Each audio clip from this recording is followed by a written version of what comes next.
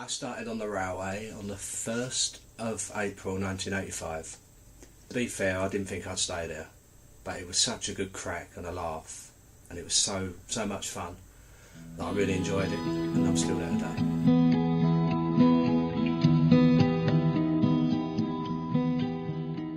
I've had 3 bad experiences, and probably a lot more.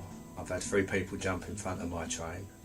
One of them was a friend of mine. His name was Mark Little. He was a train driver at Stratford, which was quite daunting when I went to the inquest and saw his family there and was talking to his dad about it, and that was quite nasty.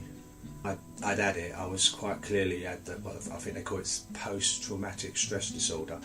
I didn't realise that I had them symptoms. I mean, someone would shut a door in the house and it would make me jump. I'd be driving along or sitting next to my ex-partner Lisa, and she'd be driving along the road and someone would come up to a give way sign and I'd sort of be flinching like that.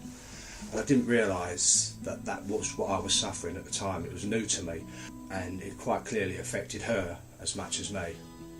So yeah, it definitely does. I mean, I was an emotional wreck, especially after the first one. I mean, there are times when I'm going through Romford at 90 mile an hour and someone's standing by the edge of the platform, you tend to think, oh my God, and you flinch. But I would say no, it doesn't affect me much now.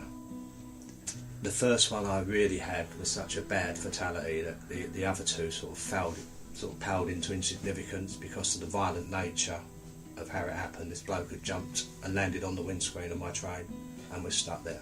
When you go to the inquest, there's a family there. The first one I had was a young Asian guy, and they're very close-knitted family, and I would say about 20 people turned up for his inquest. And his uncle was questioning me, and what had happened really. I mean, this young guy, he disappeared for 3 days, and he's found at Forest Gate Station, obviously dead. But his family couldn't come to terms with the fact that he was a perfectly normal person one day. 3 days later, he's dead. And the coroner, to her credit, explained that a mental illness can affect someone as easily as a physical illness can. And she said it just happens. There's a stigma attached to mental illness.